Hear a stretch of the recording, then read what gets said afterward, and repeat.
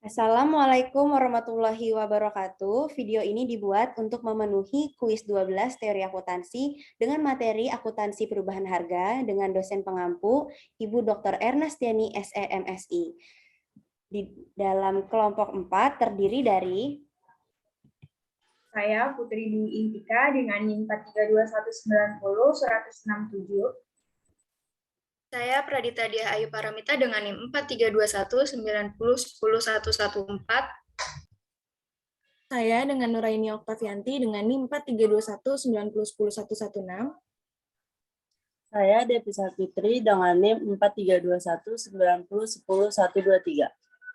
Saya Rizky Serina Safitri dengan NIM 432190101128. Baik, selanjutnya mari kita masuk ke dalam materi. Definisi perubahan harga, adanya perubahan harga barang atau jasa pada waktu berbeda. Untuk dapat diketahui kinerja perusahaan, maka laporan keuangan disusun dengan asumsi tidak ada perubahan harga yang signifikan, sehingga dapat mengakibatkan kinerja perusahaan menjadi bias. Oleh karena itu, perlu diatur tentang standar akuntansi untuk perubahan harga, yaitu pelaporan keuangan dalam PSAK nomor 63. Selanjutnya terdapat jenis perubahan harga. Jenis perubahan harga terdiri dari 3 jenis. Yang pertama adalah perubahan harga umum, adalah perubahan harga yang terjadi pada semua produk atau jasa secara umum.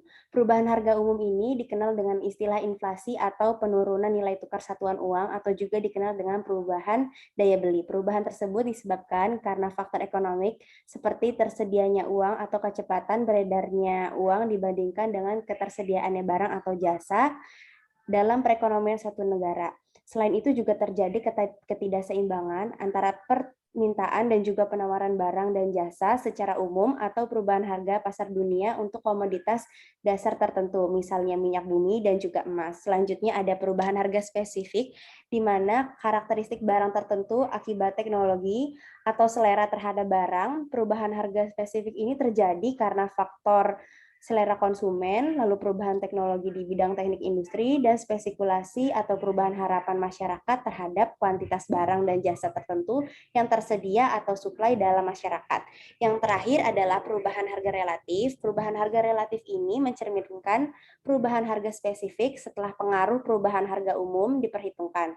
Perubahan harga relatif ini mengukur tingkat penyimpangan perubahan harga barang atau jasa tertentu terhadap perubahan akibat perubahan tingkat harga umum dan juga barang-barang atau jasa. Selanjutnya adalah masalah unit pengukur. Secara umum, daya beli uang semakin menurun karena adanya inflasi. Akuntansi ini menghadapi masalah karena kos yang diukur satuan rupiah ini tidak lagi homogenus untuk beberapa pos sehingga penjumlahan kos vertikal antar pos atau horizontal.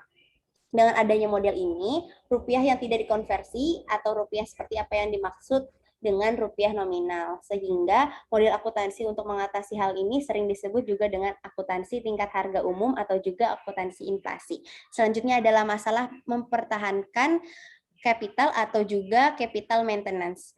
Ini berkaitan dengan pengertian laba. Laba adalah kenaikan kapital dalam suatu periode yang dapat didistribusi atau dinikmati setelah kapital awal dipertahankan. Untuk menentukan laba ini dengan mempertahankan kapital ada 3 penting yang harus diukur. Yang pertama adalah dasar penilaian, skala pengaturan, dan juga jenis kapital terutama dalam hal terjadi perubahan harga atau juga jual.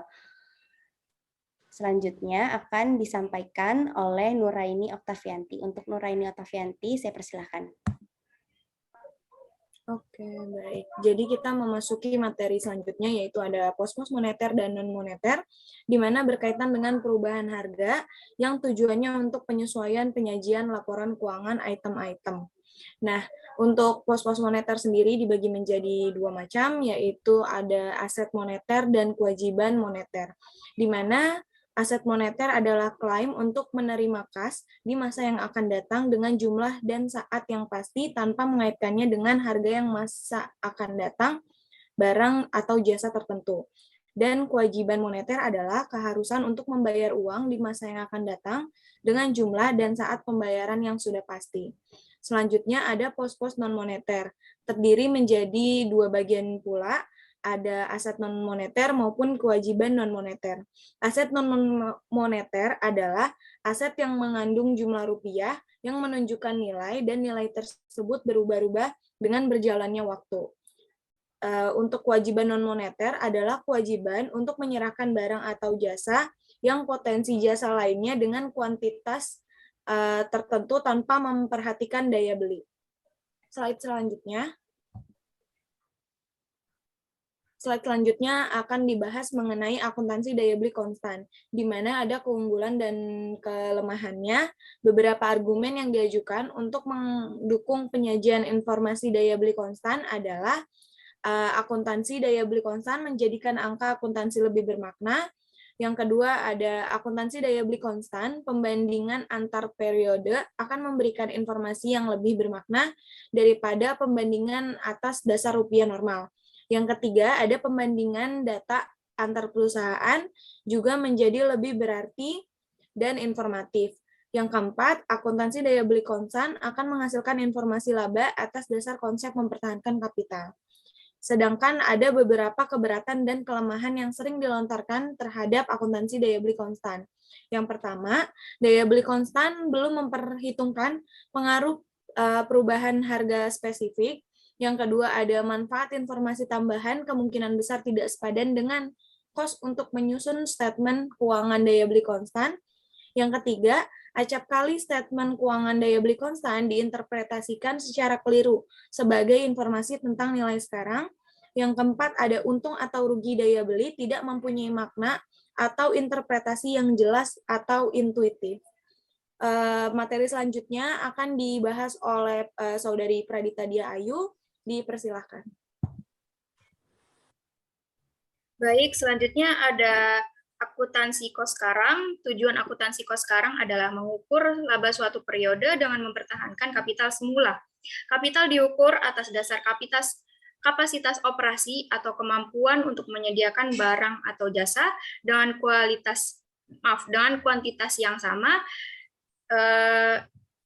untuk menyediakan barang atau jasa dengan kuantitas yang sama dengan kapasitas atau kemampuan kapital sebelumnya.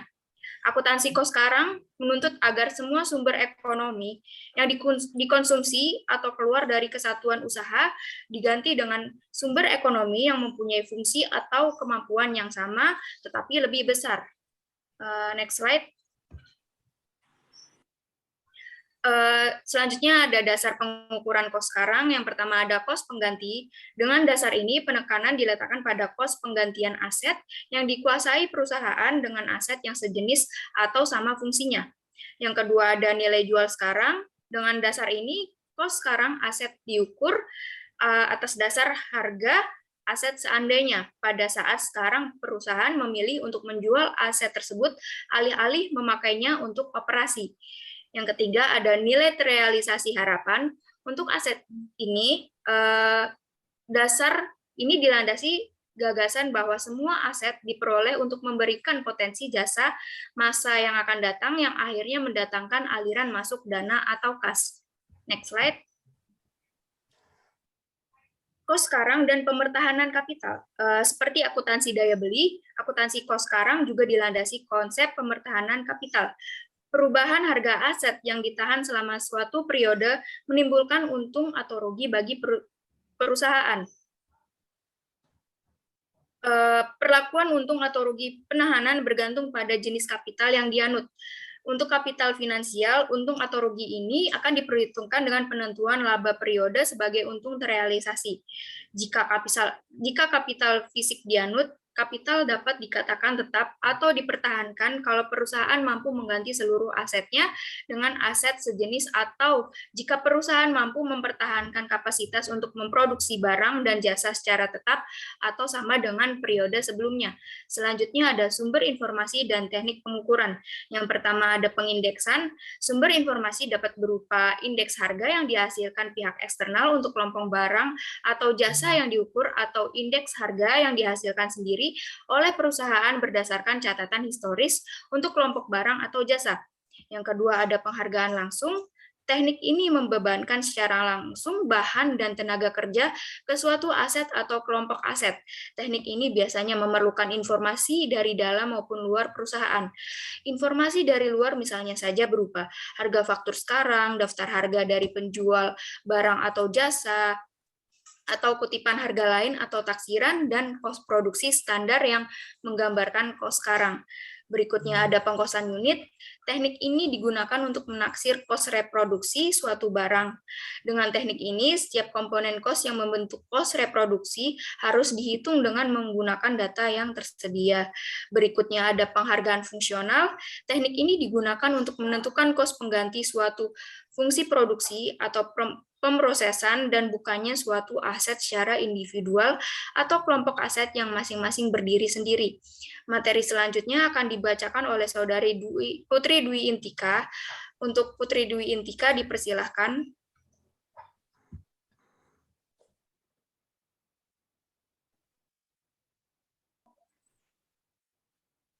Baik, materi selanjutnya yaitu tentang keunggulan dan kelemahan akuntansi kos sekarang. Keunggulan yang pertama ini tindakan manajemen untuk menghadapi perubahan harga biasanya diwujudkan dalam keputusan yang didasarkan atas harapan atau prediksi adanya perubahan harga di masa datang untuk barang atau jasa yang diperoleh perusahaan. Yang kedua, akuntansi kos sekarang dapat menunjukkan laba operasi dan untuk penahanan sehingga dapat memberikan informasi tentang pengaruh perubahan harga terhadap profitabilitas perusahaan yang sesungguhnya. Yang ketiga, informasi kos sekarang bermanfaat dalam analisis kemampuan perusahaan untuk menjaga kapasitas operasi sekaligus untuk membagi dividen. Sedangkan untuk kelemahan yang pertama itu belum ada definisi yang tegas dan tunggal tentang apa yang dimaksud aset pengganti dan bagaimana aset tersebut diukur. Yang kedua, akuntansi kos sekarang belum mempertimbangkan pengaruh perubahan daya beli uang. Lalu yang ketiga, konsep mempertahankan kapital yang menjadi landasan kos sekarang sebenarnya bukan merupakan fungsi akuntansi atau pelaporan tetapi fungsi manajemen. Lalu slide selanjutnya.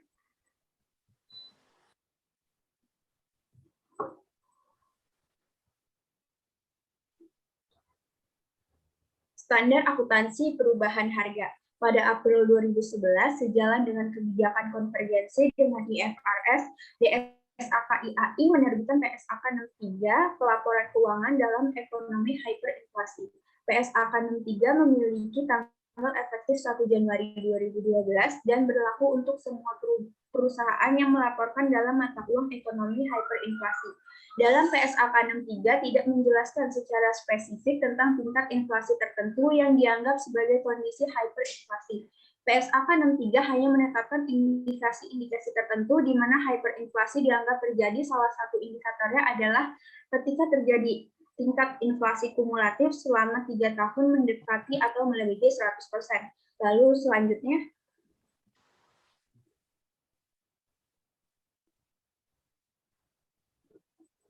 Perbedaan dengan standar IASB, PSAK 63 dibuat IAS 29 Financial Reporting in Hyperinflationary Economics yang dikeluarkan oleh IASB. Tidak ada perbedaan signifikan antara PSAK 63 dan IAS 29 kecuali dalam paragraf 6, PSAK 63 tidak memasukkan kata biological asset are generally required to be measured at fair value karena IAS 41 Agriculture belum diadopsi di Indonesia. Lalu materi selanjutnya akan dibacakan oleh Devi Syafitri. Untuk Devi Syafitri dipersilakan. Baik, materi selanjutnya adalah penyajian kembali laporan keuangan. Penyajian kembali laporan keuangan dapat didefinisikan sebagai revisi dan publikasi satu atau lebih dari laporan keuangan sebelumnya. Penyajian kembali ini diperlukan saat ditentukan bahwa pencatatan sebelumnya berisi ketidaktepatan material. Misalnya bisa saja terjadi penjualan tahun ini melonjak tajam dibandingkan tahun lalu, namun sesungguhnya jumlah produk yang dijual lebih sedikit. Oleh sebab itu, untuk memberikan informasi yang lebih baik, laporan keuangan disajikan kembali dengan sistematik yang dipaparkan oleh PSAK 63. PSAK 63 mensyaratkan agar laporan keuangan suatu perusahaan yang melaporkan pos-pos dalam laporan keuangan dengan mendekatkan nilai historis dan nilai wajar menyajikan kembali pos-pos tersebut dalam unit pengukuran yang berlaku pada akhir periode pelaporan. Ketentuan-ketentuan khusus dari PSAK 63 diringkas sebagai berikut. Yang A, laporan posisi keuangan. Yang B, laporan laba rugi komprehensif. Yang C, laporan arus kas. Dan yang D, laporan keuangan anak perusahaan. Next slide. Persyaratan pengungkapan. PSAK 63 mensyaratkan pengungkapan di bawah ini. Yang A, faktor bahwa laporan keuangan dan angka yang terkait dalam periode sebelumnya telah disajikan kembali untuk perubahan dalam daya beli umum dari mata uang pelaporan dan sebagai akibatnya disajikan kembali dalam unit pengukuran kini pada akhir periode pelaporan. Yang B, apakah laporan keuangan berdasarkan pada pendekatan biaya historis atau pendekatan biaya kini. Dan yang C, nama dan tingkat indeks harga pada akhir periode melaporkan serta perpindahan dalam indeks tersebut selama periode pelaporan kini dan sebelumnya.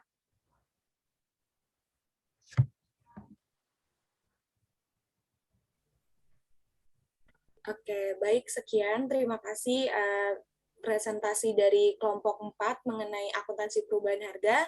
Semoga video ini dapat bermanfaat bagi kita semua, dan mohon maaf jika ada salah kata. Kurang lebihnya mohon dimaafkan. Wassalamualaikum warahmatullahi wabarakatuh.